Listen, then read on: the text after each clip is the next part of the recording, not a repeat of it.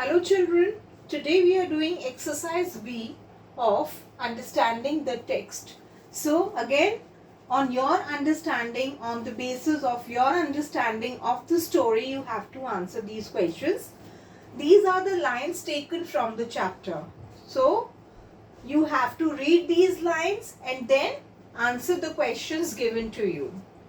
So the line which has been taken is, "Afraid," repeated the creature indignantly. "Me? Don't you know a Samoyed when you see one?" So, you all know that Samoyed is speaking these lines, right? So, the questions are: A. Who is the Samoyed speaking to?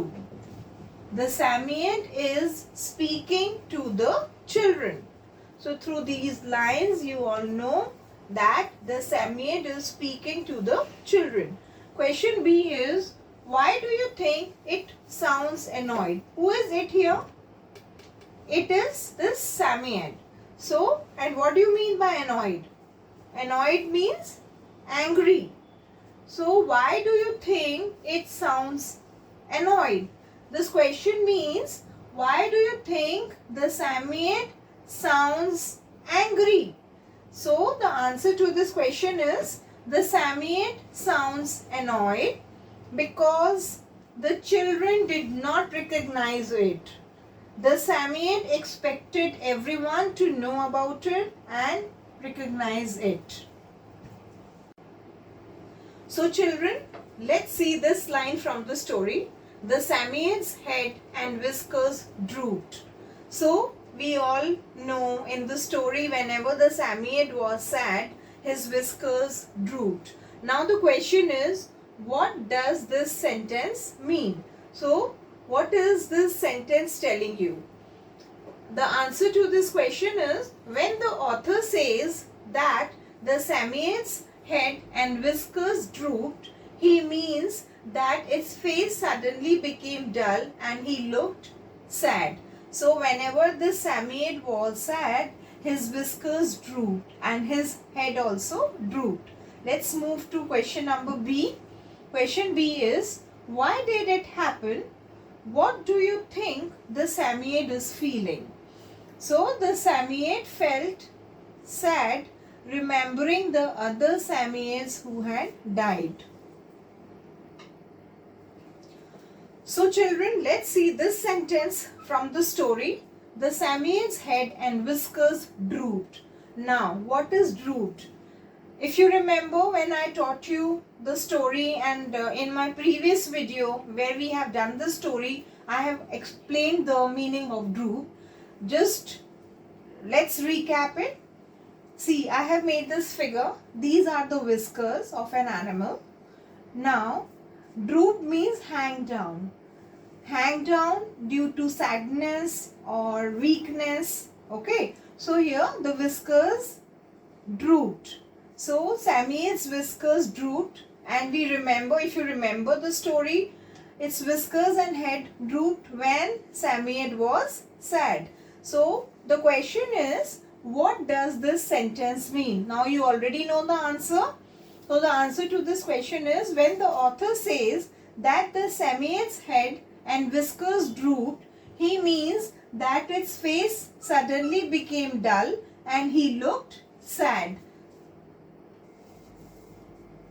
So children, now let's see this line from the story. "Oh, please, can we have another one?" So now, if you remember the story, these children are asking for a wish. So the question is, who says this line and to whom? This is whom, children? Just a minute. Okay. So the question is, who says this line and to whom? So answer to this question is, Jane says this to the Samoyed. Now, Jane said, "Oh, please, can we have another one?" This another one is the wish. So Jane is asking for another wish. Question 2 is related to this line. You have to read this line and then answer the questions. What is the speaker asking for? Is it something children normally get? and elaborate your answer. Now I have already told you what is the speaker asking for. The speaker is asking for another wish. They wanted the Samoyed to grant them a wish. And is it something children normally get? And you have to elaborate your answer. So the answer to this question is, Jane is asking the Samoyed for another wish.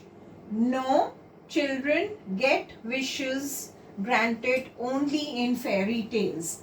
In normal life, the wishes are not granted by normal people. So children get their wishes granted only in fairy tales. When the Samoyed tells the children that it is a sand fairy, they get curious and ask for wishes. Now when they came to know that it is a sand fairy, they started asking for wishes. The Samoyed said that it already granted wish by coming out of the hole. But Jane requested to grant another wish. Now children, look at this line. And you two girls look like silly greeting cards. Now after reading this line, look at the question. Who says this and to whom? So we all know Robert said this. Robert said that Jane and Anthea looked like silly greeting cards. Now again read this line. And you two girls look like silly greeting cards. The question is, what do you think the speaker means? Explain the comparison. So the answer to this question is, this means that Jane and Anthea looked too bright and pretty like greeting cards, but in an unnatural way. Now look at these sentences, children. They were horrible. They stopped us from coming home until now. We just got away and we are starving. Who says this and to whom? Anthea says this to Martha. Now, next question is, who is the speaker talking about? Why does the speaker say so? So children, this is a long answer. If you remember, Martha did not allow the children to enter the house in the beginning because they were strangers for Martha. Later on, when they came back, when they were normal, Martha allowed them in the house, and Martha told them that some strange children came to the house. So they also told the same story to Martha. Now look at the answer. When children came back home the first time, Martha did not allow them to enter the house, thinking that they were strangers. After the sun had set, the magic spell was over, and the children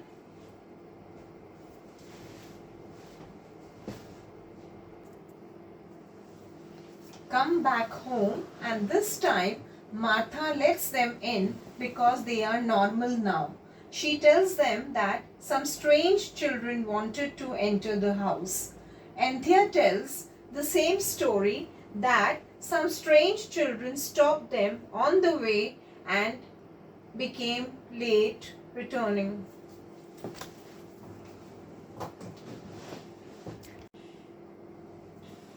Come back home, and this time Martha lets them in because they are normal now.